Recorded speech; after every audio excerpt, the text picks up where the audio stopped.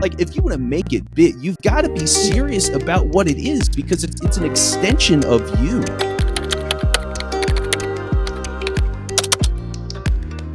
Hey, Vince. Thank you for being here. Welcome to the podcast. Yeah, happy to be here. Thank you for having me. I'm excited because you have what I thought was my dream job when I started podcasting. Like, legitimately, I thought to myself, I don't know, maybe this is just like my personality, but I was like, oh, I'm going to start a podcast. And then I was like, oh, and I'm going to build my empire. And like, I'm going to get into podcast production. So that was my dream. So I'm really excited to chat about your journey, how you got there, if it's the dream as I so thought it would be.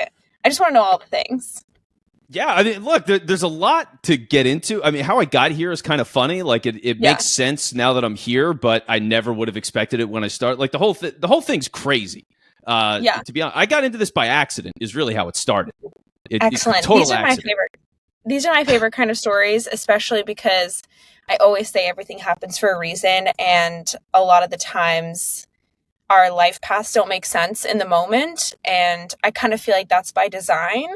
And it eventually will make sense later, but like, you don't need to know why or where it's going in the moment. You just kind of got to like trust your instincts, follow your gut, and you'll get to where you need to go eventually. So maybe let's start there. Like, where do you think your story starts? And let's go from there. Yeah, so it starts, I want to say like 2012. I just got out of college. Our conversation explores the overwhelming need for passion in your uncle area, of mine reached out authenticity, and after a couple commitment months in where I was working creating a at a pizza successful shop. podcast. And In order for people he to was tune like, in every week, you have I know to somebody fully in radio believe in that's and be looking for help with obsessed with your sales. Are you topic, interested in doing and some work hosts in should sales have a and radio? genuine curiosity And I when said, conducting absolutely interviews. not, but thank you. We are also And I leaving hung you up with the phone. tons of tangible tips then into the various a couple aspects days of later, podcast production, I including swear show to God, I had development, no guest interest in listing, doing editing, sales. social media, Nothing, etc. because like I watched The Vince's Simpsons all the advice time to as a any kid, and I aspiring just thought of like podcaster is old to Gil take the desperately time to trying to figure get out somebody if to like podcasting buy a is car. truly the right fit for you, and I be just couldn't live that open-minded life. I about had how no it will interest in iterate it. and evolve So I over said no. time. Such a good point. I wish I forgot had about had this episode when I had the idea to transition Mimir from a It was blog to funny, a podcast. and like it comes back so around to I'm sales hoping later, this like will for the inspire way a great all this stuff person works. So it's and like how the get them the perception tools has they changed need is to really get that crazy. dream But like moving. at that time, I was just terrified of sales, had no interest in doing it. And I was like, no, thank you, not interested. But then when I got that call back, they asked me about doing work in promotions. And with that, it was going to be working for the radio stations. And it was like 5 or 6 stations, all in Philly. That's where I'm from. And so hometown and all that. And I was going to all these different events, and it was like spin the wheel and get a prize, you know? And I was doing that and setting up tents and signs and all those kinds of things. But I was doing it at a radio station. Yeah, events are fun. Did you ever work events? Were you in it in that kind of way? So no, but I actually am starting to do events for the job that I work for currently. But my sister-in-law is in events, so like I'm familiar with the space, but it sounds like a lot of fun. It's a lot of fun. It's also very chaotic. It's exhausting at times. Like so at the height of it, the station I was working for at the time was 94 WIP primarily. So sports talk station in Philly. And they had an event at the time called Wing Bowl, which Wing Bowl was literally people eating hundreds of tiny wings in 20 minutes time. Individually eating hundreds of wings. It was insane. And that sounds so fun, right? It was crazy. I mean, it was a lot. It was every range of emotion and experience, I think. But doing that and like being around radio and seeing a high functioning morning show, they'd been running in a market for 30 years, and they were always the number 2 show in that market. So like they knew what they were doing. They had this big event. I was running promotions, and I was learning how radio worked. And as I was there, I just started working my way into all these other opportunities. Like I learned how to produce when I was done shifts. I would just sit in with producers and be like, hey, teach me the board. Show me how this works. You know? Yeah. So it was a lot of stuff like that. So I was like learning how to do it. And then I ended up getting my first show. I ended up hosting my first show a couple years later. I was like 25 and I hosted my first show because the Pope was in town. And they couldn't get anybody to come into the station because the city was on lockdown. So any host that came into the city was not able to leave, and a lot of those hosts lived in Jersey. So the problem was that they didn't have anybody that could come in. So they needed producers and they needed hosts, and they were willing to give me a shot at as a host because I'd been a producer and I was podcasting along the way. So within 3 years, I go from being in spin the wheel mode to actually being on the air with no experience other than podcasting in my own time. So I got to figure all of that out, and then eventually, hosted for a number of years, did that for about 4 years, ended up getting a national show. I had my own nationally syndicated show on CBS Sports Radio. Which was like the moment of my life. I thought at the time, like I was just like, I made it, I did it. And I realized pretty quickly that it was actually a sad sack, really tough place to be. Like it was not, morale was bad. It was just outright bad. Yeah. So it sounds like you had like a decent amount of incentive, and you sounds like you're pretty self-motivated, because I think for someone in your position to be actively asking to learn more, I think that's like a pretty special trait that I don't think everyone has. And I think that's part of the entrepreneurial spirit. Were you always that way? Is that something that you would consider yourself to be like throughout life? Or do you think it was just because you were in the moment, like super interested? Yeah, I was always an obsessive in certain ways, but for most of my life, I was a terrible student. I mean, I was a god. Like in a classroom setting, teachers hated me. They had no idea what to do with me. I was calling out in class all the time or whatever, which led me to radio quite naturally. But from once I got older and once I got out of school and I actually like got connected to things in the workplace that I was into, then it was like, oh, well, I can talk to this radio guy about like why he picked a certain topic and some bit that he did and the thought behind that. Like that was fun, So now it felt like I finally unlocked the student from that job. And that was one of the biggest benefits I had, without a doubt. I mean, I was an absolute, like, how there's like gym rats, like, they're there all the time, just like working out. Like I was a radio rat. Like I just lived there. I literally had a sleeping bag in my car. I got gifted. This is how bad it was. I got gifted a couple years ago. My brother-in-law and my sister gifted me a heated blanket because I occasionally had to sleep in my car driving to places. Because like if I was going to go see it, there was times, for example, my fiance now, but girlfriend at the time lived 2 hours away. So I would sleep in a truck stop in the middle of the road, like in the middle of the New Jersey Turnpike, because I just couldn't get there. I was too sleep deprived. My clock was crazy. So like I got gifted a blanket. So like that's it's crazy. That's dedication, without a doubt. Yeah, and so to your question, like that whole idea of like being a student, 100%. Like I was an active student like crazy, and I think the thing that was so surprising was how willing people actually were to help me. Like that level of mentorship and how valuable it was to get people that understood the business, cared about it, understood that I cared about it, thought I had some talent, and then were willing to invest in me. Like getting that investment from people was just an absolute game changer. But I think that comes from, I think people are very responsive when it comes to a natural sense of curiosity. Like if you pose some sort of interest in a topic that you want to learn about that somebody else is an expert in, I think people are always willing to reciprocate. I think that that's just sort of like human nature. We have our own passions. So like, for example, if somebody were to ask me about Disneyland, I'm like more than happy to spill my entire brain about everything that I know about Disneyland. Cause like, I'm so knowledgeable about it and I'm pretty passionate. So like, I think it makes me feel good on the receiving end to give somebody else that knowledge because I'm excited about it and I really like it. And so I can imagine that level of mentorship comes because you had a natural sense of curiosity and you wanted to like learn and grow in the industry. Yeah, you just get energy from people, right? Like, and so to see that and get it and feel, and like it was so interesting too, because like radio is an adrenaline rush, right? Like you're there, you're in front of an audience of thousands live with really no safety net, and to have that. And to be in this environment where you have ratings and stakes, like these contracts are only 2 years for a lot of people in that business, so every 2 years you are fighting to maintain that job. Like it is very cutthroat. And so to be in entertainment and something that's fun, but also so competitive at the same time is like a really crazy environment at times. And, you know, for the most part, I thought the culture was great. Like there were a lot of people were really friendly and helpful, and like it wasn't that bad behind the scenes. Like there's people, you know, there's a lot of big egos in the room, so you get some dust ups and stuff. But like all things considered, it was relatively tame. It was fine, but like, yeah, just being in that, learning from people, seeing it happen live where something like hits on the biggest level, right? Like you get a guest in and they're really funny and you're doing this bit and it just goes like through the roof and the audience loves it. You're getting all these calls and tweets. It's like a massive adrenaline rush. And so to share that with people and learn from that, like getting 4-hour reps in every day live, like you just can't beat it. I mean, the experience of doing that and my ability to learn quickly was crazy because you just spent so much time doing it. So then what happened when you got your national show? I mean, I imagine you were like, hell yeah, this is what I've been working towards. This is supposed to be the culmination of my years that I've spent here. And like, this is supposed to be the dream, right? Yeah, like it was one of the happiest days of my life when I got that show. Like I just couldn't believe it. I was just like absolute uncontained joy, running around my apartment and everything. Like it was great. But yeah, I got there, and for just like morale was terrible. A lot of people were overworked. They didn't feel like they were paid well. In my perspective, they weren't. You know, and like it was a really tough place to be.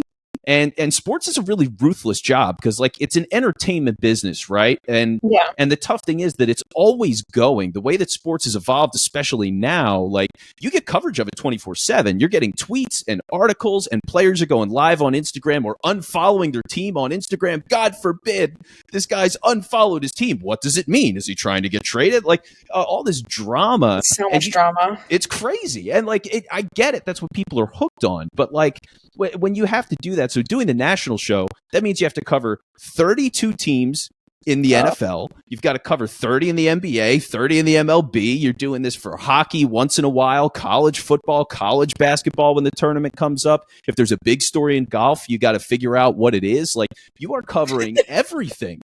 Everything. It's crazy. And you get calls in the middle of the night. Like, because for me, I was the national overnight guy. So I was doing 2 a.m. to 6 a.m. on the East Coast. So like 11 to 3 on the West Coast. I was doing my show. And so you would get calls sometimes from people who just like have no interest in what you're talking about and what the topic is. You know, you just have to adapt. I swear to God, they have no interest. They've just got a one-track mind. They're like, I got to call him. I got to talk to Vince about this thing. So, like, I'd get calls in the middle of the night where, like, guys would call in from Detroit and be like, so, Vince, what do you feel about the Detroit Tigers? You know, and, like, early in my career, like, especially at the very beginning of the national show, I wanted to impress people and, like, have something to say. You know, so I would do a ton of prep work and like write out notes once in a while for things that I just didn't think were interesting, but like just to have in my back pocket. And I would do that. But then eventually it got to a point where I just started to like lean into personality more, and people would ask me those things. I'd just be like, listen, I don't care. Like, I just don't care about the Detroit Tigers. I'm not interested. I don't think the audience is interested. Thanks for the call. So like I would just do that. But that was the thing, right? It was such a grind. And I'm doing this on weekends, overnights. I'm working holidays. I'm the fill-in guy. When people are out during the week, I would get those shifts once in a while. I started to work my way and climb up the ladder. But it was ruthless in terms of the time and the energy. Everybody thinks they're right in sports. So you can talk to an average person that doesn't know anything, and they think they are way smarter than you. And it's like insulting that you've even suggested something that they have no idea about. You know what I mean? So it's like, you just live in like a fantasy world sometimes. And it's like highly emotional, I think, when it comes to sports. Like, people are diehard fans about their team, and like it's a familial thing, and then it becomes like emotional. I remember, I mean, I'm not like a sports girly by any means. My dad and my brother are definitely like big sports guys. So like I would go watch football with them on a Sunday or something like that. And I remember, this is actually so stupid and random, but like my ex-boyfriend loved the Philadelphia Eagles, and so when they played, I know when you said Philly, I was like, oh boy, go Birds. So when they played the Niners last year, because we live in San Francisco, it was like major contention in the family, especially because like he chose to back the Eagles, and we were like, what? Like, this is so random. So anyway, like I totally see that it could be super emotionally charged, and you could not pay me enough Like, there's no money number that you could pay me to work a 2 a.m. shift. I'm like, literally no. I've never even pulled an all-nighter in my entire life in college. Like, literally did not pull an all-nighter because I could not stay up that late. It's crazy. Wow. Yeah, that was my everyday. That was my everyday for years. My clock was so screwed up. I mean, I had a point. So I had a point. Let's see. So I had moved in with my girlfriend at the time, and we'd been together for about 2 years, living in the same apartment. And for the like entire time of that, when I was doing the national show, more often than not, I would get into bed as her alarm went off. Like, it was crazy. You know. You guys yeah. Chips in the night.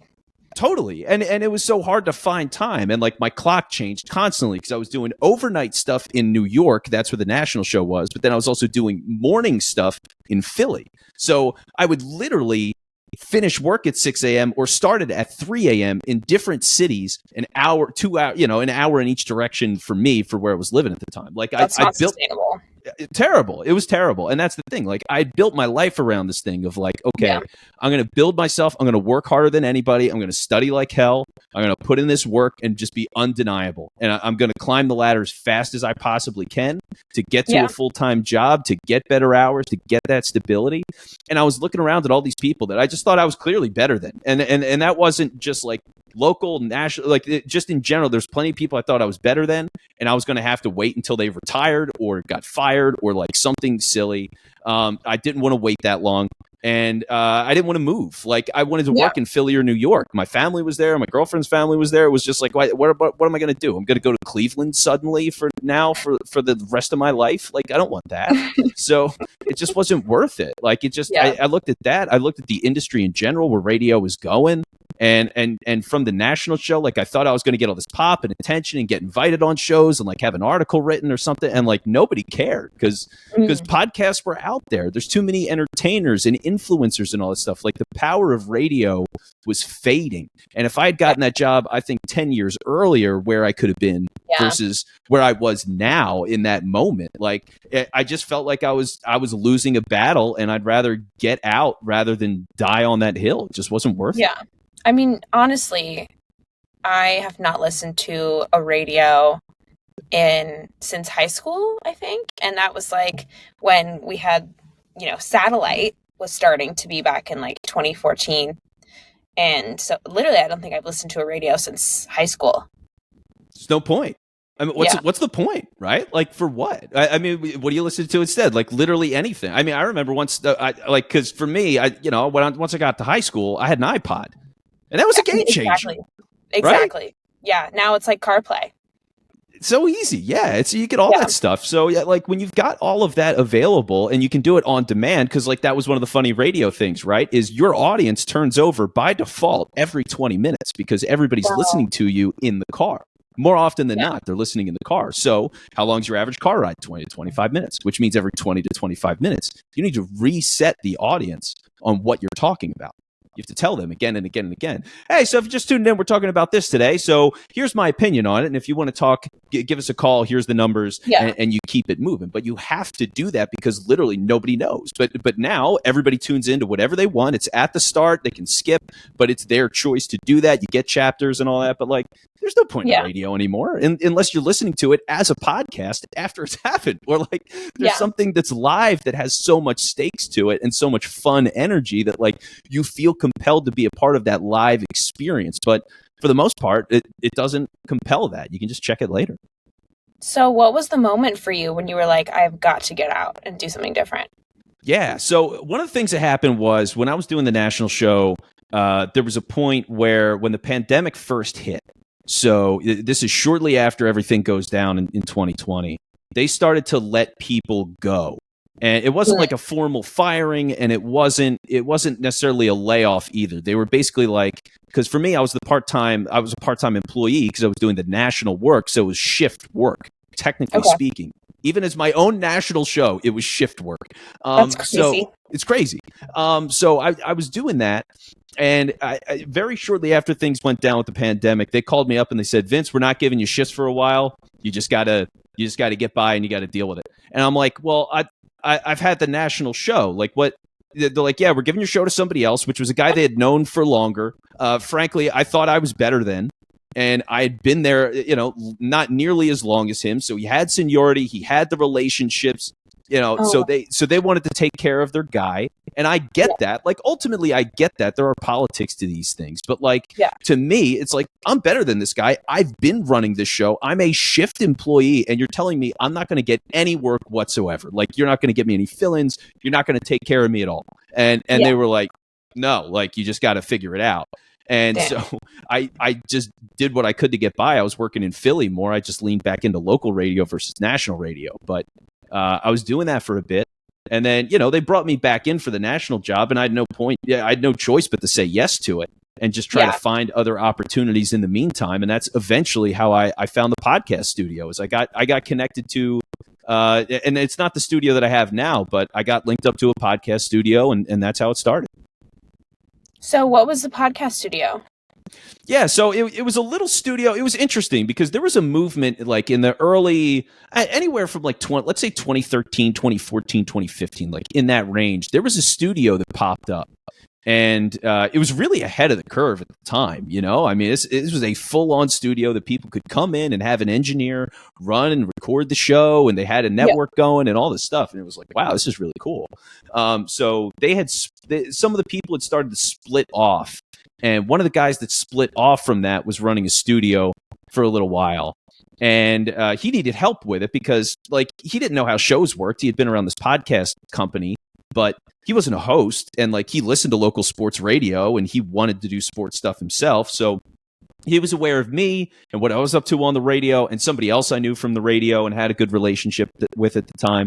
So together, me and one other guy joined this existing studio.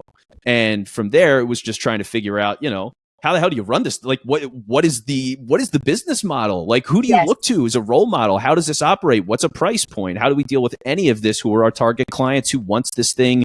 Are we trying to make people big that are just like from the neighborhood? Like, how are we doing this? And it was a ton of soul searching and chaos, honestly. So then what happened? So what happened was at first it's a massive excitement, right? I'm in the studio. I'm on the ground floor. I know this is a growing industry. I know I've got major opportunity here. And it's something that if I do this right, I can build something for myself, right? So it's like, okay, this is cool. And I've got a little bit of clout. Like I said, nobody really gave a damn about who I was. Like, I didn't get that star profile that I hoped I would get. I had some name recognition, but not much. So, like, for some of the people that were clients there, I had a little bit of credibility. And I really leaned into this idea up front of coaching because I always saw myself as somebody who would I just like to help people. Like, I'm just very much that way. Like, I'll drive people 40 minutes to get home, like, just because they're a good friend of mine. And it's just what I do. So I was always like that. And then I saw these people trying to do shows, and they're trying to do sports shows and things. So I'm like, well, here's your issue with this. Here's your issue with that. Here's how you want to approach this. You did good here with this thing. And, like, I was building a little bit of rapport with people, and those relationships were really meaningful, right? Like, people liked working with me. They appreciated that I gave a damn about what they were doing. And from that, it allowed this next layer of, like, okay, as we're making mistakes and trying to figure this out, we had some trust, and that gave us leeway to experiment and try to figure things out. So we're trying to get all these things right and make it work with a lot of people who, in my estimation, were more or less garage bands, right? Like podcasters who just, a couple of guys who just wanted to talk sports. It was people who wanted to talk about music, and they want to talk about their stories at the bar or whatever, typical podcast stuff. So like, people wanted to do all that. And our thing was, okay, how can we make these people successful and monetize? But the problem was that ultimately all these people were paying a studio in us to build them a brand that did not exist previously. They didn't necessarily all have the skills or the commitment to do it. And they had to be able to do that for a couple of years until they really built up a brand that was worth monetizing. You know what I mean? Like, they had to find their voice and energy and audience and build that. And it just kept falling apart. Like, there was this night where I remember being at the studio at like, it was like 1 a.m. And I'm talking to the two other guys that I'm partners with on this thing. And I'm just like, look, everybody that we're working with right now is like a carnival goldfish. Like, they just die 5 hours later. We can't live like this. Like, it's not going to work. We are going to lose the business if we keep going on this way. And so, over a little while, we eventually got to the point where we realized, all right, we need to start working with like business people and who have a brand and have a business and have a message and things to say and are representatives of all of that. And we need to start working with those kinds of people building shows. And once it got to that point, that's where I broke off from what was that initial studio and then started SBX. And now we've been running with that kind of idea in mind really since the beginning of 2022. Yeah, I think that's such an important misconception so many people have is like, I think I talk about this a lot. I think with the onset of social media, it makes it seem like things can happen overnight, whereas building a brand organically and genuinely takes years. Like it takes a long time. And I think people really expect some instant gratification without having put in the work beforehand to make things pop off the way that they should. And I think it like is discouraging to some, but that's just the tea, and like it's just part of the game. Yeah, it's a grind, right? And like I think that garage band element is something that's really stuck with me so much, is the idea of like that's what it is, right? Like if you're a band and you're trying to make it and you're an entertainment vehicle, you've got to write good songs, you've got to do that a lot, you got to write a lot of music to get something good, you got to build that chemistry with your other bandmates, you have to have responsibilities within that structure, you got to tour locally and play at bars and all to build your audience, and then like eventually you might hit it and have an album. Like that's how it goes. And so for entertainment, it is that. So yeah, like that was the tough thing, is like I saw it in certain people, and if they stuck with it long enough, I think they could have made it in one way or another. Like even if it's a couple $100 a month or whatever, like they could have built that entertainment show, but it takes time, and you got to play your cards right. So like but that was kind of part of my problem too, was like being an optimist like that and like wanting to help people so much. It's just like sometimes it was just sand through the fingers. Like it was a melting snowman, and I'm just like, please don't melt. Like it's winter is coming. So like no, totally. It was hard. Yeah. I mean, I relate to that. I am also a type like that where I really want to help people, but I had to realize that it's not my job to get them across the finish line. Like that's really up to them. I can only do so much as to say like, you know, here's where I think you can improve, or here are the things that I see that you're doing that I think maybe you could tweak to then get to the places where you want to go to get to your goals. But eventually like they really have to cross the finish line. But something interesting that you said that I really want to talk about is like you said some people have it. What can you talk about what it is and like what those things look like? Because I think this can apply to more than just podcasting. I think every entrepreneur founder is the face of their company, and a lot of that means that they need to be the ones talking about their business. And if you have it, I think that makes your job a little bit easier.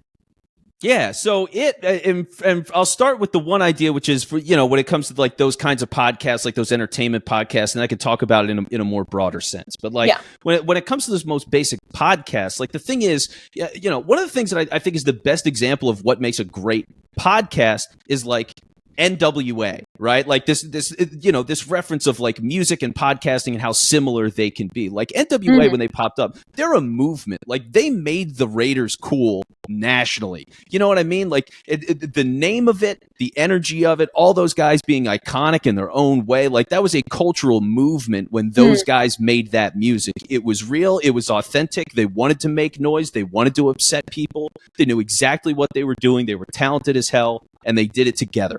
And like that is balance and energy and chemistry and smarts and all that stuff coming together. Like they were it. That is the role model. And when you see a lot of other shows, like people want to just do it, and like they have this idea of like, yeah, I think I could be really good and like people can pay attention to me. But like you have to full-throatedly believe those things that you're talking about. And if you're not all about it, people might get it, but they're not going to follow you. You know what I mean? Like they'll appreciate that you're smart, or they'll appreciate that you're into it and you at least know what you're talking about. But like that full, like, I believe in this, I'm going to tell other people about this, I'm going to see them live, I am going to buy that t-shirt. Like you need to really be all about it. And I don't think a lot of people understand that, or are mentally or emotionally willing to make that leap and truly be about it. And like, that is what separates the greats from the average, right? Like that is a real thing that matters. And you do see it in every industry. Like, you know, being being a Philly guy, people talk about Kobe Bryant all the time, right? Like Kobe Bryant, what did he do? I mean, he was an absolutely ruthless guy out there. He didn't give a damn about if you were his teammate or not. Are you good or not? Like, he had a time where this was like in the Olympics. So one of the guys that he won a championship, multiple championships with, this guy Pau Gasol was his teammate, but he was a Spanishman. He was in Spain, Spanishman, whatever. He was in Spain, and he was playing for Spain. And in the first game that they played each other in the Olympics, the very first drive, the first play that Team USA had, Kobe got the ball and he plowed right into his guy. He just destroyed Pau Gasol, and it was to send a message. Like, I don't care if you're my teammate in other games, in other leagues, in other, like, whatever. Mm-hmm. This is the Olympics. You're my opponent right now. I'm going to hurt you, and I'm going to win. Like, for basketball, you need that ruthless sense of attitude. That is what makes people great. So, like, you've got to have that in whatever way. You've got to have that full commitment. It doesn't always have to be nasty. And plenty of times it's not. But to be able to be all about it so convincingly and thoroughly that people get it, appreciate it, believe in it with you, and follow you and want to support you, like those are the things that make it. Yeah, I think it comes down to passion. And I think this is such like a double-edged sword where I think that we, as people, we're multifaceted. We have a lot of different passions. And I think the real challenge is finding which one will unlock your future, I think is like the best way that I can describe it. You know, because for example, like for me, super passionate about Disney. I worked for Disney. I loved it. I loved every second of it. Like, am an annual pass holder. I am definitely like the nerdiest person all of my friends know. And I worked for them and I thought that that was going to be my dream job and I was really excited about it, but that ended up not being the case. And I was like, okay, I'll move on to the next thing and try it. You know, I absolutely love podcasting. It's something probably like one of so far my longest term hobbies that I've had. And it's definitely in the cards for me. Like, I'd love to monetize at some point, but I think what my real passion is entrepreneurialism. Like, that is what I'm really obsessed with. I could talk about it all day long. I love talking to entrepreneurs. I love learning from them. Like, it's really an insatiable curiosity for me. And that's what encouraged me to start my own platform, or like, you know, my co-founder and I have a tech platform. So that I think is what I'm obsessed. I work in startups right now. So that I think is like what I'm super passionate about. But for other people, you have to try to find that thing, because that I think is going to be what sets you apart as in terms of the it factor. Like, if you are truly genuinely obsessed with your passion, I think that will set you apart from somebody else. Like, especially in podcasting, for example, everyone wants to be a podcaster and it's very easy to start one. But if you really are not that into it, the audience can tell, and B, like, it's not going to be sustainable. You're probably going to give up because you don't really care. Oh, yeah. Everybody gives up. Like, the overwhelming majority of people give up and give up quickly because, it all falls apart, right? Like, they just go, oh, well, it's just talking. I could do that. I'm interesting. I make my aunts and uncles laugh all the time at parties. They love me. You know, I'm great at the old folks' home. Like, sure, you can crack some jokes at the lunch table, but like, are you genuinely funny? Because you're competing with every comedian on the planet. Are you genuinely funny? Are you elite funny? No, you're not. Like, you've got to. So that's the tough thing, right? It's like with podcasts, it is such a big world, and I think because of that, people tend to get lost in it very easily, and that is the biggest problem of it. Is it's too big, and people don't have good role models of what makes a good show. The only thing they see is the big hit stuff, and those are a lot of times entertainment shows. But they don't appreciate, like, no, there's so many different ways you can approach podcasting. There's so many different values to it, and you have to know what you want to get out of it when you get started, especially as a business show, right? Like, what are you doing with this? Who are you talking to? Why do you want to talk to these people? What kind of very specific topics are you going to get into to resonate with those people? And how do you know that space well enough that you constantly stay in those bounds episode to episode? Like, that matters. But if you're just like, well, I just want to talk to smart people, like, you can do that, but you know, what do you want out of it? Yeah, you just like just do that. Seriously, it's crazy. Like, I mean, so many people, but they just like, and if it's fun, have fun. Like, the last thing I want to do is stop people from having fun. But like, if you want to make it big, you've got to be serious about what it is, because it's an extension of you and your time and your business or your brand. And like, if you're half-assing that, most of the other people aren't, and like the serious people aren't, and you've got to be serious about it if you want to compete. I would be embarrassed, I think, to put my name behind something that I half-assed on a regular basis. Like that's not right. I don't know. I would be embarrassed for that. Yeah, it's a disservice, like to your listeners. Like if your friends and family are coming out to support you on that, you're wasting their time. Like it's your identity. It lives on the internet. Like if you don't delete that and people look you up for stuff, you know, like they're gonna see that, right? Like you promoted that thing. People are curious. They're gonna click. So yeah, you got to be willing to deal with it. But yeah, and that's the whole thing, right? Is like I when I got into radio, I became an obsessive. Like I loved football, and that's what got me into it. I was really into football, diehard Eagles fan, knew the whole league, right? I just loved the sport. So I was always into it, and that made getting into radio easy. But then understanding how I could communicate with people at such a high level to talk about things from the games and translate that into, you know, the strategy and the drama and cap stuff. Like you have to deal with money and finance and team building, like talking about those kinds of things. You get into politics a little bit with sports naturally. Those things cross over a lot. So like being able to navigate all those things and try to have compelling, honest conversations with people while you do it was fascinating. And I loved that. And at this point, I've loved it more than I've loved sports, you know, like it's changed and I've changed. So to be able to make that transition out of sports and doing radio to now like helping other people make shows, and in a couple of months launching my own show again, like about podcasting, like that's where I want to be. That's where I want to talk about. That is my passion. That is my obsession. And I'm going all in on it. Oh, great. I really want to talk about this because also I'm curious, like, what to you makes a good podcast? How do you make a good podcast? Like, if somebody's listening to this and, you know, maybe it's me from the past listening to you being like, this is my dream job. What would you know, what makes a great podcast? I guess, like, let's just start there because I'm also personally very curious. Yeah, I mean, passion and intent, right? Like, I think you've already got it. Like that's it. It's like, I've got this thing that I really need to talk about. I need to do it all the time. Here's why I've got to do it. And you go and kill that thing. Like your natural passion, interest, obsession, like that is the thing that really drives it. You are the core of it. So you as a host. And then for other things of that, there's so many other great things. Like when it comes to being a host, right? For a host, you have to understand what your role is and really embrace that role. Like there are so many ways to go about being a great host. And I think being able to understand that and like know the balance, like if you've got a co-host and if you have a guest, and knowing how to balance those things of like, okay, let's say it's two hosts and the guest, right? Like that kind of scenario.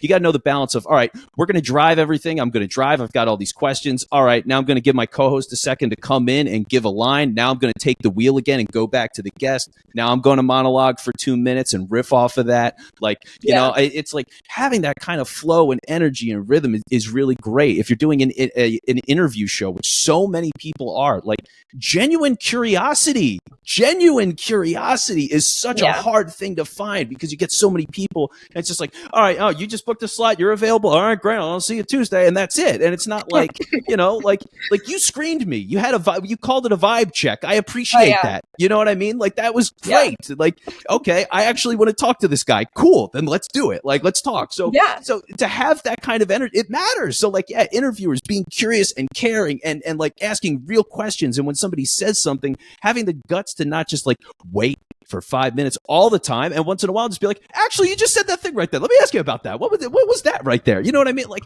yes, it brings it alive. And so from a great show, like that's a lot of the hosting and the spirit of the main core. And then there's just all those other parts, right? Like having good, you know, on the highest levels of things, like having producers that can really help and do the research and plan things out and keep the production smooth and on schedule, releasing at the same time, like all those kinds of other things that make the great shows truly great. Like you need that regularity as well and that consistency, and that's where they step in, and it just becomes this whole beautiful picture.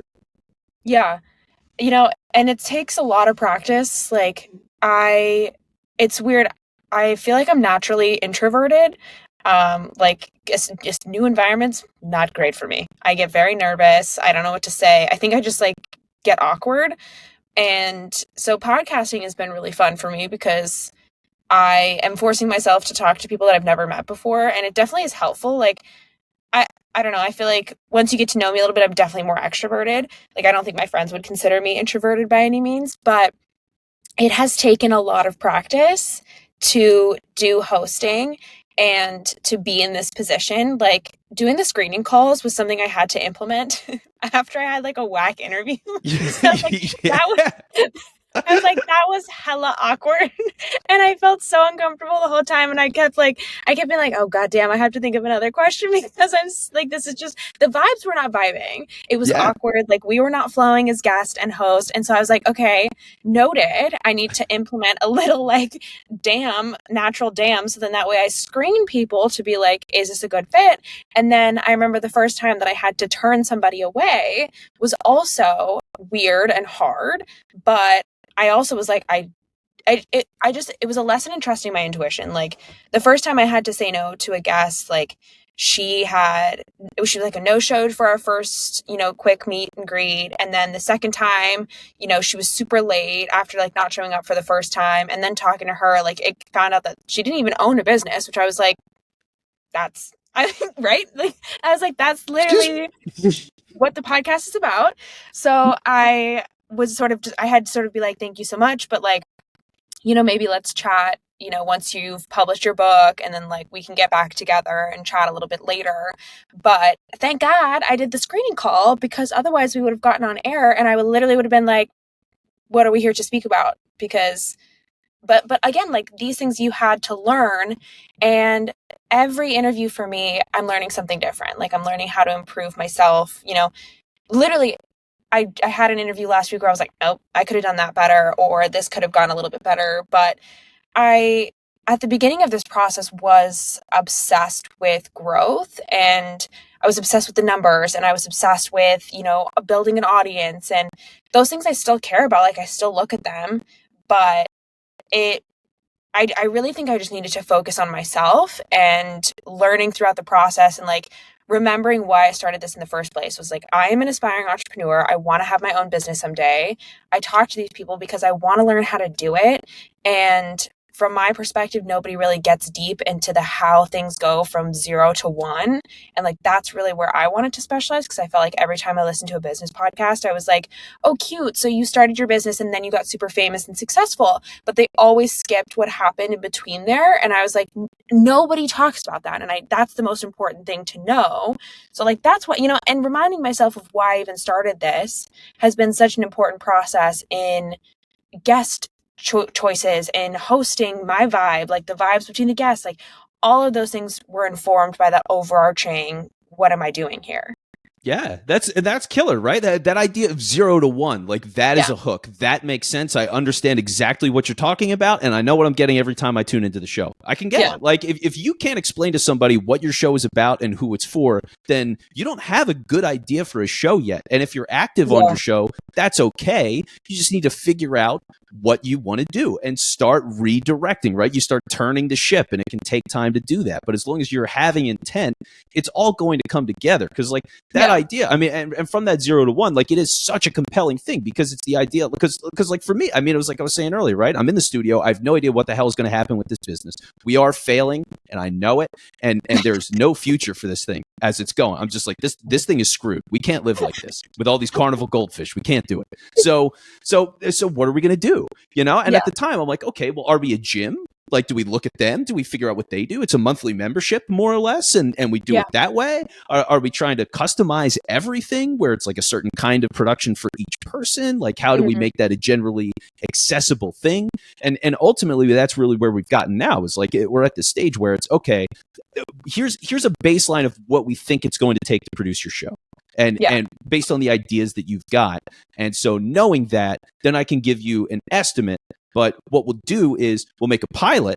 So let's do a pilot first. Let's make sure you like the idea and how it sounds and how it feels. Because for so many people who haven't done it before, they don't know until they do it. And for me, I don't know until they do it either, right? Like, I don't really know what somebody's going to be like as a host, because the way you speak out of that environment away from a microphone in the real world versus how you do it like in the moment. You know what I mean? Like it's different. Like I'm louder here. I just am. Like because a lot of times I was in a room late at night from 2 to 6 in the morning by myself. And you know what made it more exciting?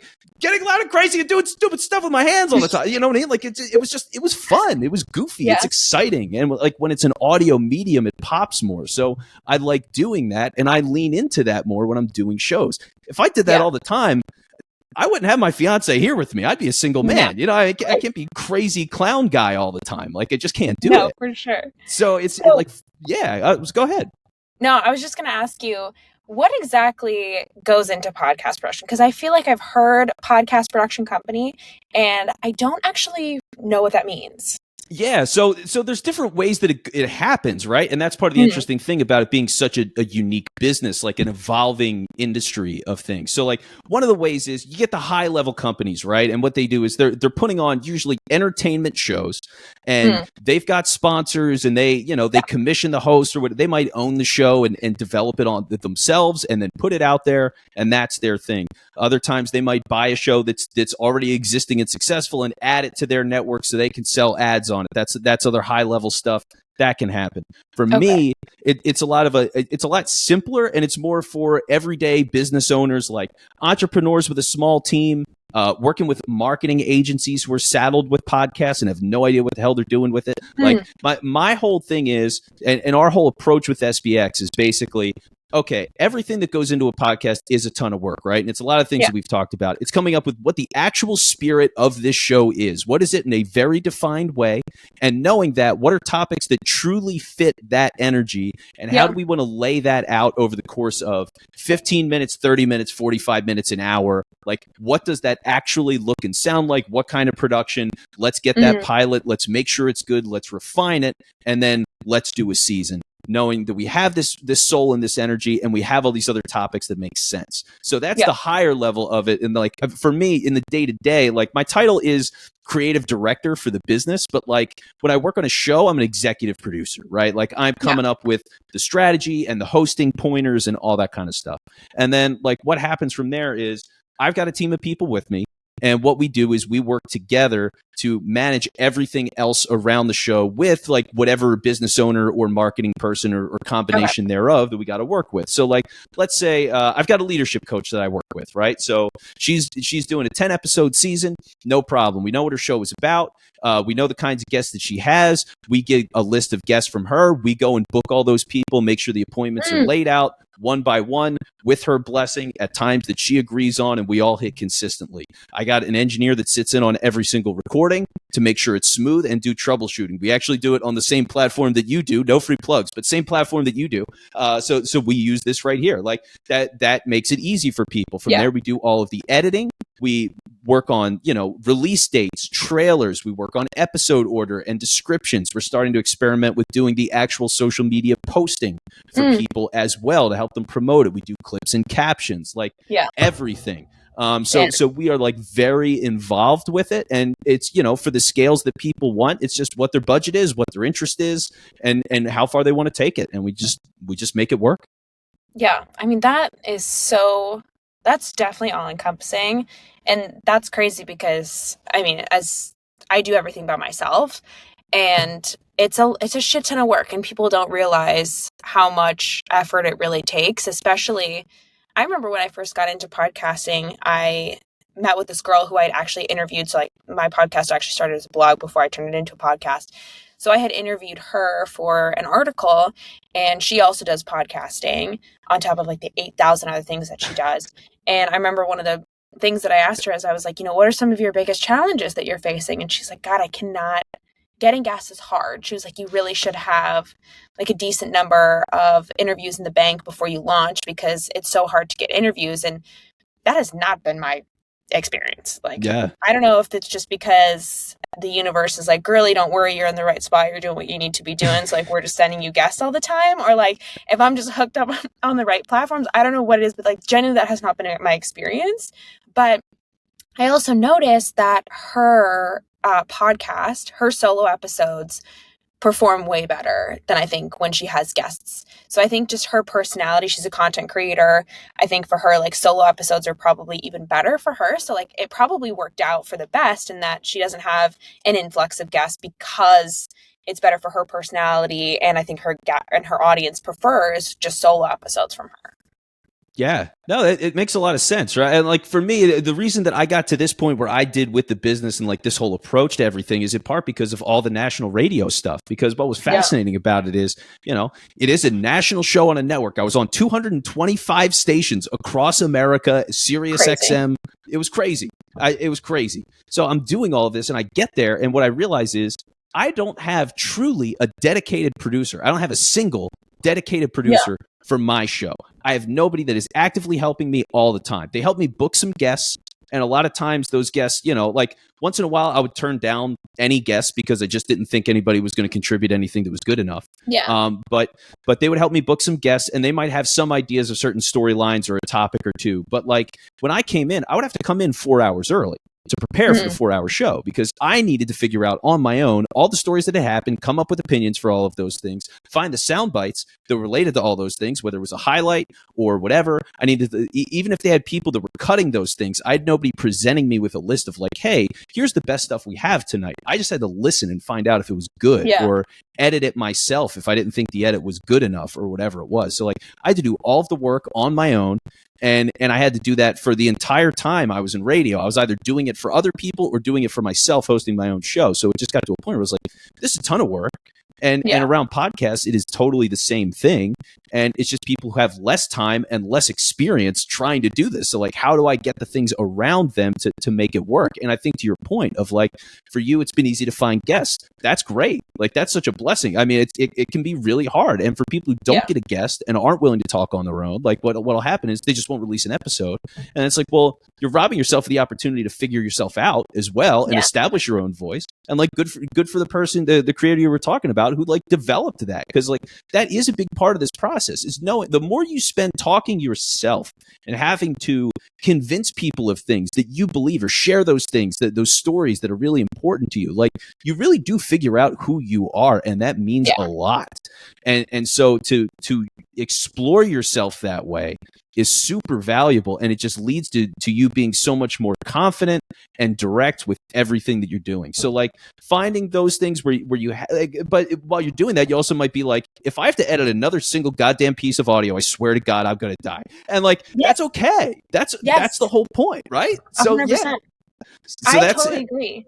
Like, I think with this, you have to just try everything. And like for her, for example, her podcast started, interviewing founders. And then now it has sort of transitioned to her, like talking about her life experiences. Like she talks about dating and like traveling in your 20s and things like that. And I think her audience resonates a lot more with that because I think it's more similar to the content that she's used to putting out. But like for me, no, ma'am, you will not catch me talking about my dating life on this podcast. Like, if you want to talk to me about that, like maybe go watch my YouTube videos. You can like check out my day in the lives. And like, that's, I think, where I get a little bit more personal. Whereas if I'm doing a solo episode on this podcast, it's going to be about something that an entrepreneur needs to know to better their business. Like my last solo episode I did on time management and it did really, really well, but it was like 15 minutes and it was a bunch of hot tips. And it was like, this is how you can change the game for time management. But those for me are not what I'm talking about here because like my whole purpose is that I'm here to learn and I don't have my own business so that I have no business talking to other people, giving them advice on how to start a business when I have never done that in my life. But like, I'm great with time management.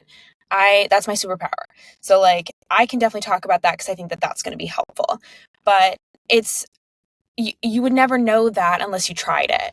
And every time I do a solo episode, I learn something different, but like it really does. I think if you're going to do a podcast, you have to figure out what you want to talk about first. And that's not to say that there's not room for growth or iteration or change. Like even for me,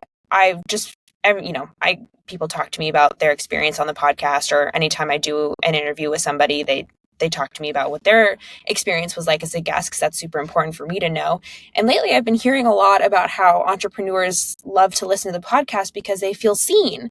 You know, they're like, oh, I feel so heard, and I feel like seen knowing that other people are going through the same thing that I'm going through. And I was like, oh, damn, I didn't know that was going to happen, you know, that was maybe going to be like a side effect here. And it's just been an interesting feedback that I'm hearing, because then it informs what comes next for the podcast. And it's like, oh, you know, that's a fun topic that I can like also introduce, you know? So it's just a lot about like trial and error and trusting the process. And I think that's the beauty of it, is that thank God I did not blow up overnight. Yeah, like, it just means something to figure all of that out. And that was kind of the terrifying thing for me, was for a lot of times, like I'd done podcasts for like, say, like 3 years or so before I got that first on air shift. But yeah, I had no idea who I was, and I was changing at that time. I'm 25, you know, like there's so much that was changing in my life, and I was becoming this kind of new person, like so committed to this work and this job and professional life and all of just figuring that all out. So like going through all of that and having to figure that out live on Philly Sports Talk Radio was a lot. It was a lot, you know. And, yeah, so learn a lot. Yeah, I mean, you got checked. You know, people didn't like what you were saying. I heard about it. Like it was not friendly at times. Yeah. I mean, there were plenty of great people. Like but the Philly sports fan reputation, I think, is overstated and also properly deserved. You know what I mean? So like, I felt all of it. But I had to do that live, and not everybody has to, which is why, like, one of those big things, it's like, do a pilot, get comfortable, or, you know what, do 20 pilots. Like, you don't have to. Everybody feels this need of like, oh, I've recorded this thing, I have to share it. And it's like, no, you don't. Like, just listen to it and see if you like it first. You know, it's just because what happens is, and I think this is part of the problem with podcasting, is like, everybody feels like, okay, I'm going to start a show, I'm going to do this first episode, I've never done it before, and now it's live, and this is the first episode, and let me tell everybody about it, and this is this new thing that I'm doing. But like, if you haven't put in any practice to it, and you're doing an injustice to yourself to put it out like that, you know, it's just, and there's a shame that I think people feel when that show stops. They're like, well, I'm going to cancel the show. Like, this is embarrassing or whatever. It's like, well, yeah, it didn't have to be. You could have just taken your time to realize if you actually want to do this or not. Like, just see if you'll do 5 episodes yourself. And if you're bored and you're tired of the work after 5 episodes and you haven't even gone live yet, don't do it. Do not do it. Like, that is okay. And I don't think people understand that or know that. And that's part of why I do this, right? It's just like, it is okay if you don't do this show. Let's test it. Let's be curious. But like, this does not have to be a yes from either of us. Like, I've had no problem telling people in the past of like, hey, I don't think you've got a good enough idea. I don't think you're committed to your idea. I don't think this is the right fit for you.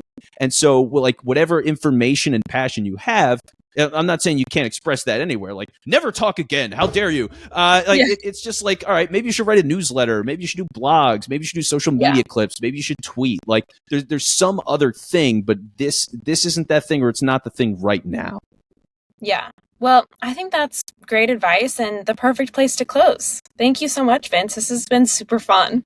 Yeah, no, this has been awesome. And really quick before we go, what is the best ride at Disneyland? Where should I go if I'm going on one ride? Oh my God, that's such a hard question. I cannot answer that question in 1 minute. Like, we're gonna have to talk about this offline, because literally that's an impossible question for me to answer. It was worth a shot.